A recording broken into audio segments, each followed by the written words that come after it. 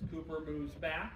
Breck is moving in to take his position as what's left of the 80th New York, the 142nd, 121st Pennsylvania move back into that swell, and the 151st Pennsylvania moves back into reserve.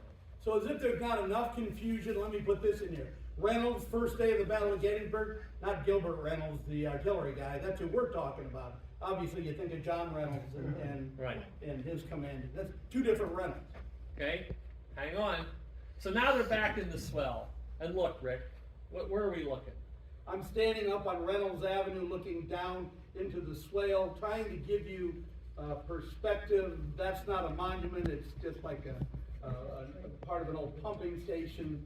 But you can see how low it is, and obviously I'm standing right in front of the Lutheran Theological And they Center. cut the corn down. You couldn't see his pictures in the corn. So because these guys Wait, are hang on, starting we're to gonna do take the next fire, thing.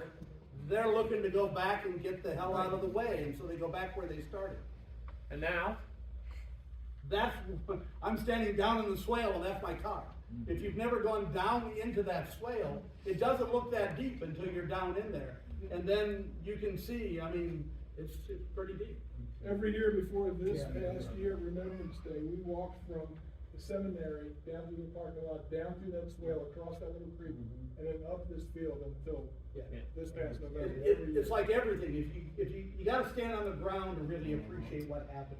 And that's Okay. an uphill slog. so look, we're gonna show you our ravine map again. Here's the swell. Show them where we are. The picture was taken from about right in here. Here's the swale between Seminary Ridge and McPherson's Ridge, so right in there. And if you're Biddle's Brigade, you're at 140, Frosty Sons of Thunder go, oh, this is good. We're The away swell's from this. comfortable. Willie Pegram going, Where'd they boys, go? Where'd they go? choose some tobacco. I don't see him. He's not moving. He's on Hare Ridge. They're well protected. And they're back now into position. All right, the 142nd, then Breck's guns. Cooper's moved back. The 80th New York depleted, and the 121st PA. They're back in line. Why do you think they put the 80th New York in the middle? Because they're the new guys. We don't trust them. They might run. But there's a problem, isn't there, Frank? Yes. Well, that swell protects them from Willie Pegram on Hare Ridge. But look up here. Rick took his camera now and swung it to the north. You guys recognize Oak Hill? See the Peace Light Memorial? Battery up there. Carter's starting to move in. He's got rifles. That handout I gave you contains in it a spreadsheet. This is a guide spreadsheet that you may use it. It does You have to two know things. all of this for the guys that know. Yeah, you have to have this memorized. You can see where you look. If you look at the Eternal Light Peace Memorial, and you want to say, how far is it to, let's find a marker, to the Lutheran Seminary, it's 1 mile. All right, Rick and I are very challenged. Those cannon now have these men in their range. And what do the ridges do?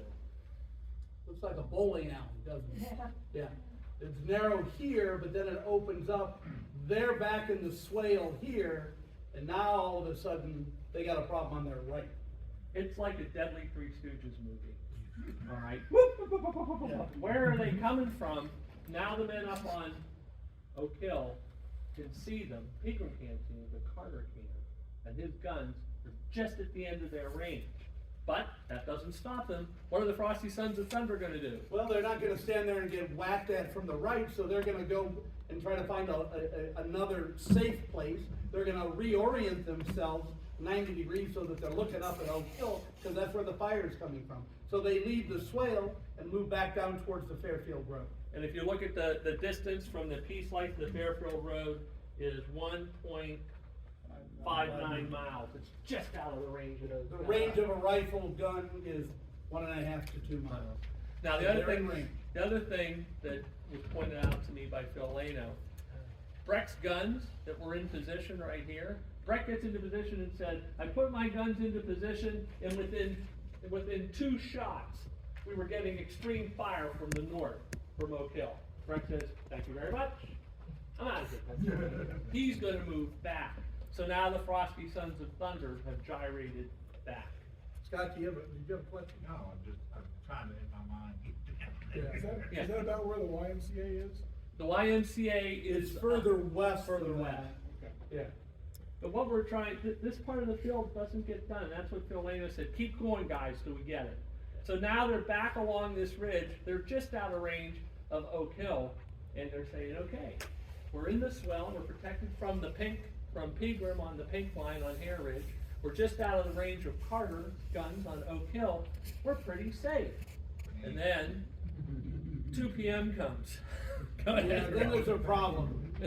There's Confederates now coming across that field. And they're here to fight Confederates.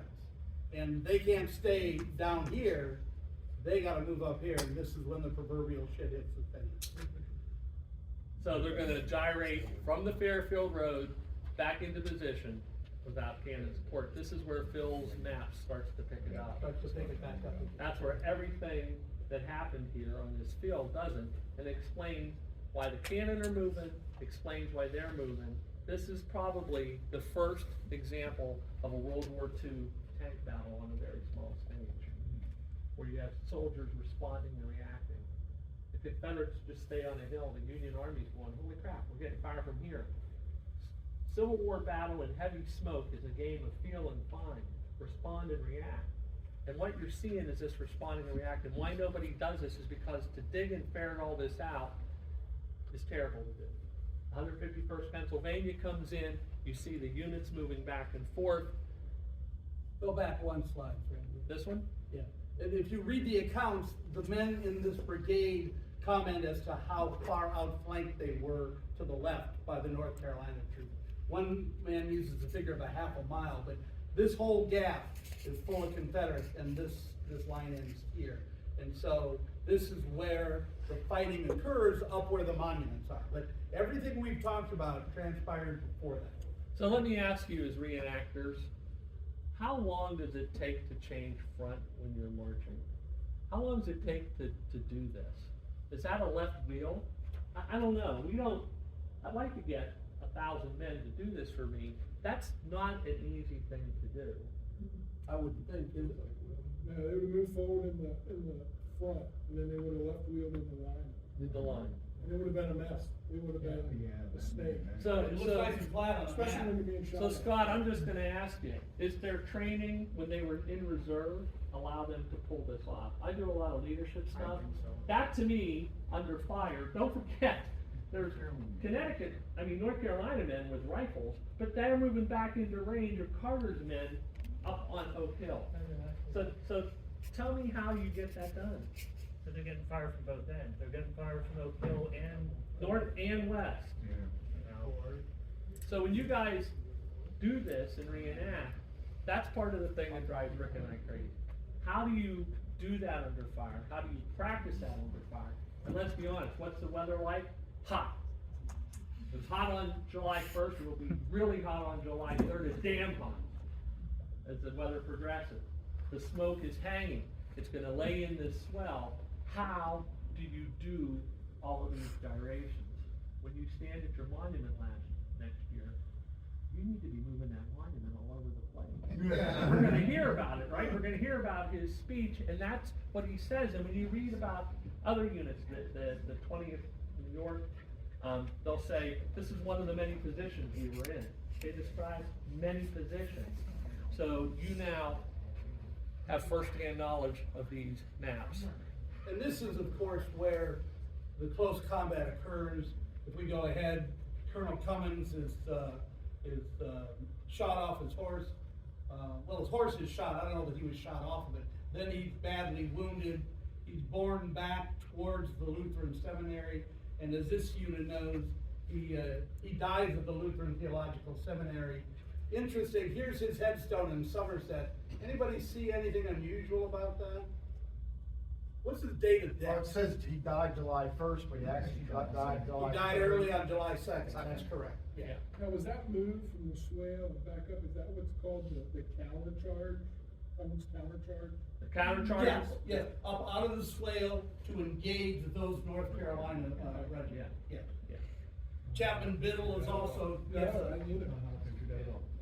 And there's some discussion that has been swarmed around him like bees. It's not him, it's Chapman Biddle. We've got that That's documented. what I was telling you, when I went in place of Pat, when they were doing this last year, that I never realized that they went back to the Fairfield Road. We always thought they went straight back to the cemetery. And it's so different than what we really thought it was originally. So I'll ask you, I think Chapman Biddle's a brilliant guy, but man, cause I guess to put them back, they would do a about face right will, I don't know. I'm gonna ask you guys later, what do you do to get this done? You read his reports to the Pennsylvania Historical Society? Yes. Okay. It's not, I haven't read it recently, not so. clear. I don't know how many of you have seen this. Fran drove in from State College, I drove up from Fayetteville, and we met Pat at the Berlin Historical Society so we could look at this saddle. That's what we do. So, this is Colonel Cummins' saddle, and it's on display at the Berlin Historical Society. It's If you a haven't McClellan seen it, saddle. You should go see it. Please get involved with Berlin Historical Society. It's only $15 a year, Yeah. and they have all our relics from company up there. Yeah, pretty cool. And Fran and I are actually gonna be speaking there, I think, in September. And I showed this In Berlin. picture, those of you that know Wayne Moss, he said, oh, McClellan sandal. There's just so much I don't know. Here's Cummings' wounds. We're gonna do a little bit. Go ahead, Rick. Yeah, this is his surgeon's report. So he's shot, he's dragged off the field. Some of the accounts say his troops took his lifeless body off the field. He wasn't lifeless. They got him back to the seminary, but he's got some pretty significant wounds. None of them killed him instantly, but these wounds here into his chest cavity would have been a significant problem with bleeding and a collapsed lung and shock. And he does, when you read his deathbed accounts, he's sitting up trying to breathe. He's not getting enough oxygen. He's what us in medicine call hypoxic. He's trying to breathe, and he's getting very confused, and he's getting worse and worse and worse. And ultimately, there's his death certificate. If I can put Chris Barron on the spot, the 54th has a member that works at the seminary museum, and I believe they just figured out what room. Oh, we're getting to that. Don't jump We're in. getting to that. Sorry. This is his wife. Sorry. Okay, so anybody see anything ironic about that headstone? She died the same day. Her husband died on her birthday. Yeah. July 2nd. Yeah. No, I didn't wanna pick up think on she that was- until about 6 months ago. I wanna think she was sad, but I wonder if that's why she put it on July 1st. Well, yeah. So, here is where we believe, well, Wayne Motts tells us this is where Cummins died, when you look at it. When this used to be the headquarters of the Adams County Historical Society, and Wayne was the director of the Adams County Historical Society, he gave us accounts that put him into this corner first room, which is where Cummins expired, where the blue, that's our blue star. Right. And here you can see it here. And I'm blanking on the guy that records his death rolls, he's in the rooms above him, he's in, the guy that sees his burial is up in one of these rooms. Looking out the window. Right. And if you go into the building and you wanna see the room, this is the room. It's a men's room. Yes, it is. So if you use the men's room on the first floor of the Lutheran Theological Seminary, you're standing, at least for a little bit, where Cummins died. Now, Preservation comes in many Which ways. stall? you may see it frequently when you get to be on Friday. And I will tell you, I know of one tour that actually went into the men's room, and a lot of the women walked out going, wow, I never thought they were this clean. We have to come clean. Yeah. They knew we were coming They in knew there, we were coming. and they cleaned it, put toilet They paper, checked it. put all the lids down, cleaned the sinks. It never looked that good. That's where he died. And then he was buried at the southeast corner of the building temporarily, somewhere in this area. Of course, this building is not here at the time, but Colonel Cummins was buried somewhere in that area. And then his body was exhumed and reburied in Somerset, I think on the 7th or the 6th or 8th, sometime fairly early after. And how many know what a limb pit is? A limb pit. When you amputate the parts, you bury them. We used to think that it was they dug a pit to throw the limbs in. We now know, as they're burying soldiers, just one of the graves, they dump all the limbs in and cover it up. So body, junk. And many of you may know there's a great account of a 10-year-old boy, Hugh Ziegler, whose family lived in the Lutheran Seminary. When they came back after the battle, and now this is a hospital with 800 patients in it, 10-year-old Hugh Ziegler's job is to carry the limbs out and pile them on the ground out here to be taken care of later on. But he doesn't write about it until he's in his 80s. Right. The last stand of the Frosty Sons of Thunder can be summed up the final gyrations before retreats with 2 maps and 1 painting. Now, these maps didn't come out really well, but we have 2 cool maps that we're gonna show you from Leno's book. Go ahead, Rick. Here's the seminary.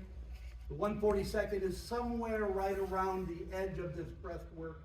The 1st South Carolina and Perrins Brigade finds an opening. And they come up through that opening, they come up to the seminary building, they outflank the Union line, and that's when the collapse begins. Show of hands, how many know where the witness tree is on Seminary Ridge? There is a large, again, Wayne Mott, so I think an authoritative figure, there's a large Oak oak tree, I think. Right where that red dot is by the library, you will not miss it. That may be where The you are. you guys were. We're clustered around. that You're tree. within a couple of arms length of Right. where it is. Scott Hartwick said they had almost no unit cohesion. Yeah, we're gonna show you like our, And the next map, now this, you have to turn north is over here. Okay, so here's the Emmitsburg Road, here's the railroad cut, here's the seminary, here's where you guys were.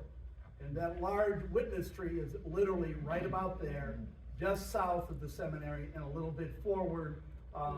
This breastwork was put up earlier in the day, and it served to stem some of the tide, but not enough.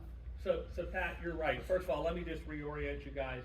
Here's the seminary, here's the Chambersburg Pike, this is the railroad cut. North is this way, Harrisburg is here. All right, say what you said, Pat, because I think that's important. What Scott Hartwick said, because we, Yeah, Scott Hartwick said at this point of the battle, there was almost no unit cohesion whatsoever. They were just, they were surrounded, and it was, they made a strong stand there with everything they could. There were Wisconsin guys, Indiana guys, Pennsylvania guys, they were just trying to. We shouldn't think for a minute they were lined up like this. No. There were groups of guys. yeah, dogs fighting beside cats and Yeah. crazy. And this is the gallons print of the school teachers behind the barricade. The 142nd would have been over here, but an idea of what they're trying to do to hold off this overwhelming sea of Confederates. Time's about 4:30 or 5 o'clock, they're gonna get out. And the retreat for Biddle's brigade, Rowley's brigade, is literally the railroad cut, the Chambersburg Pike, the Hagerstown or the Fairfield Road coming into town, over here where they run into the 11th Corps coming in from the north, and so all the confusion down in the streets of Gettysburg, why there's so many prisoners, and of course, eventually, they all end up. Hang on, I'll go.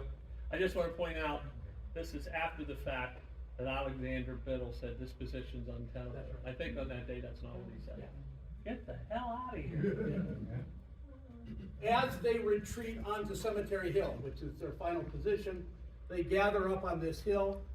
If you want to read more about the action, this is a very good book written by John Crumride called Disgrace at Gettysburg. I only put it in there because many of you may know Rowley's arrested.